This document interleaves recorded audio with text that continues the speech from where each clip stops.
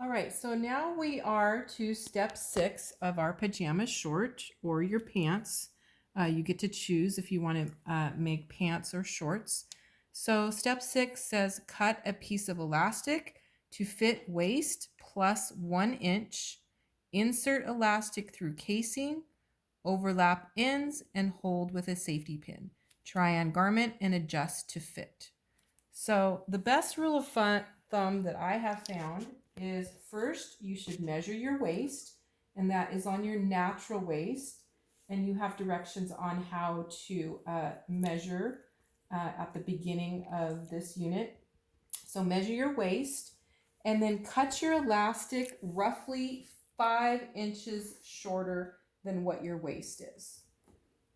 That's a good rule of thumb. And then when you get it inserted in the casing, you can keep your safety pin in and you can try it on and adjust it for there. All right, so now that we have cut our elastic, we are going to take our safety pin and we're just going to poke it through the end. So make sure you get a good 1/2 inch at the end. And now we are going to insert our elastic into our casing. So we have our opening at the back, and we are going to push the pin in. I'm pushing it in with my right hand, and then I'm gathering the fabric, the casing, as far as I can go on the pin, and then I'm holding the pin, and then I'm pulling the fabric over the elastic. Again, I'm pushing the fabric, so I'm holding the end of the safety pin with my right hand, and then I'm pushing the fabric as far as I can go, and then holding the safety pin, and then pulling the fabric over the elastic. Okay, and remember how we basted down our seams? So that's really going to help us now that we have that casing or that channel in there, because what happens sometimes is the safety pin gets stuck if that is not basted down. So that's really helpful for threading your elastic through. So we're going to do this all the way till we get to the end.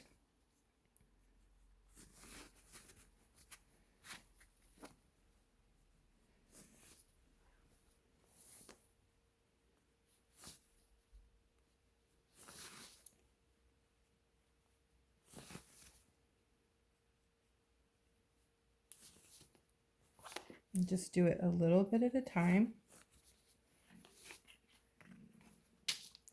And as you as the elastic goes into the casing, you want to make sure that it doesn't go all the way through the casing, because you'll lose the elastic and then you'll have to redo your casing.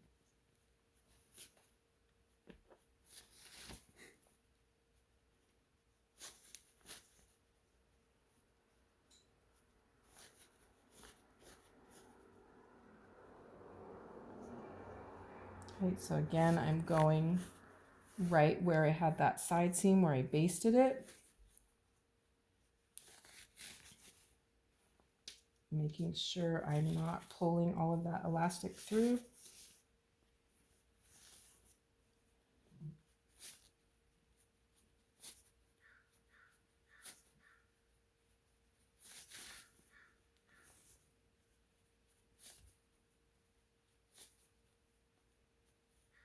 And then we're coming out on the other end.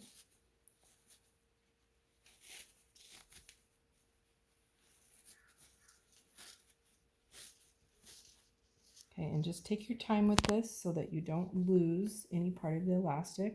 Okay, so now I'm taking out the pin, and what I have to do is I have to overlap this roughly 1/2 inch on each end. So I'll have a 1/2 inch here and a 1/2 inch here. And then I'm going to put my pin back in so I don't lose it.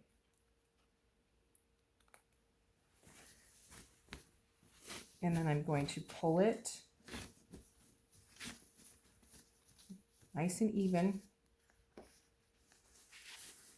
so that it's all in there. And then I'm going to try it on to make sure that the elastic fits my waist. And then after I try it on, I can adjust it by shortening it a little bit more if I need to. Then I'm going to pull it out again. And I'm going to take out my safety pin. And now I'm just going to take a straight pin and I'm going to pin all through those layers, just like that. Okay, and then I will take it over to my machine and I'm just going to stitch down, making sure I take out that pin. So right in the center. So you can take out your pin, just watch your sewing safety where your fingers are at. Make sure your fingers aren't not in front of your needle. And it will back stitch to begin with. And then I continue. And then I'm going to back stitch.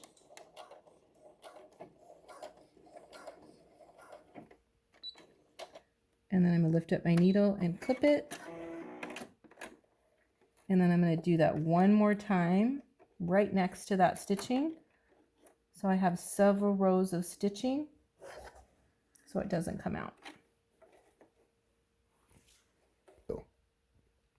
All right, so now that we're done with step 6 and you've tried on the garment and adjusted it fit, we just stitched the ends of the elastic together securely. So here is the diagram of what that looks like. Stitch the opening closed. That's our next step. So now we're going to go back over to our machine. And now that we have our elastic stitched, we are going to start off right where we ended our stitch. So, and this one's a little bit hard to see, but I can see that pink thread right there. So I'm first going to use my hand wheel and I'm going to bring my needle down into that stitching to make sure it's matching. I'm going to put my presser foot down and then it will back stitch. And then I'm going to keep the edge of my presser foot along my edge of my casing, making sure not to stitch over the elastic. Okay, and then when I come, I'm going to go slow, come to, here's the previous stitching right there.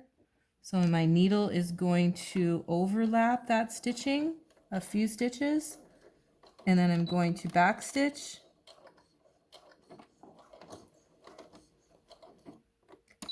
And then needle up and clip and presser foot up. And then make sure you're always clipping any loose threads you have. So now our casing is stitched all the way around. So then the next step says to just adjust the fullness. So a really good rule of thumb is just to pull it out like that. And now it's completely adjusted so that you have the same amount of fullness throughout the waistband. Okay, and then we're going back to step 7. So we just distributed the fullness evenly. Now we're going to remove the basting, and then we are going, here's a tip. Patterns often have tips, and I will give you tips too. To secure the elastic so it won't twist in wearing, stitch through all thicknesses of casing in the groove and each seam. So I will show you how to take out your basting first. All right, so in order to take out that basting, we need to go into our sewing kit and we need to find our seam ripper. That's what our seam ripper looks like. It normally comes like this with the cap on it.